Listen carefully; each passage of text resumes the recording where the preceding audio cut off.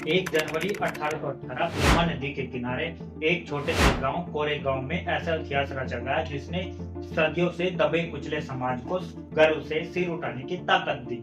जहां 500 दलित महार सैनिकों ने 30,000 पेशवा सैनिकों को चुनौती दी और इतिहास की धारा बदल दी।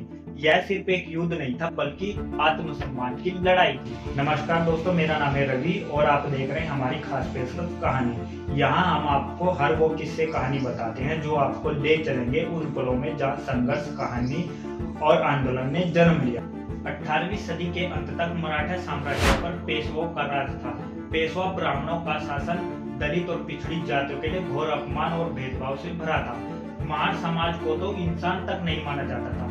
मंदिरों और तालाबों से लेकर सेना तक हर जगह उन्हें अपमानित कर बाहर कर दिया गया। लेकिन अंग्रेजों की ईस्ट इंडिया कंपनी ने इन्हीं महारों को अपनी सेना में जगह दी, क्योंकि महार योद्धा अनुशासित, साहसी और युद्ध में माहिर माने जाते थे। 1817-1818 में तीसरा आंग्ल मराठा युद्ध चल रहा था।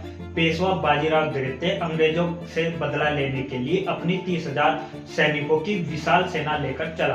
दूसरी तरफ अंग्रेजों के पास कोरेगांव गांव में सिर्फ 834 सैनिक थे, जिसमें से लगभग 500 थे महार बटालियन के दलित सैनिक, संख्या में छोटे लेकिन हौसले और आत्मसम्मान से भरे हुए।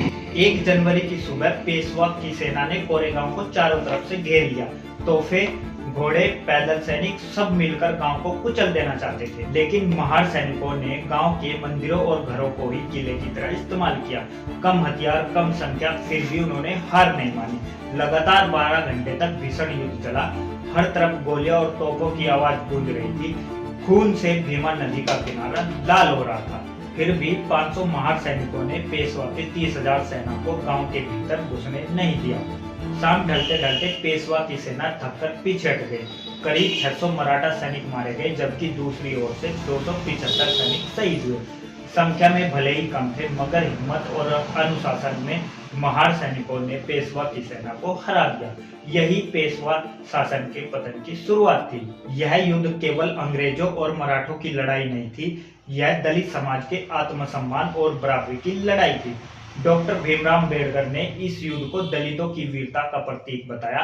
आज भी हर साल 1 जनवरी को हजारों लोग भीमा कोरेगांव विजय स्तंभ पर पहुंचते हैं, अपने उन पूर्वजों को याद करने जिन्होंने अन्याय और अपमान के खिलाफ तलवार उठाई। 500 बनाम 30,000, यह सिर्फ एक आंकड़ा नहीं बल्कि साहस, त्याग और आत्मसम्मान की गाथा है। भीमा कोरेगांव का यह युद्ध हमें सिखाता है कि जब न्याय और सम्मान की लड़ाई हो तो संख्या नहीं, हिम्मत और सच्चाई जीतती है। क्या आप भी इस लड़ाई को सिर्फ इतिहास मानते हैं या आज भी इसे आत्मसम्मान का प्रतीक मानते हैं?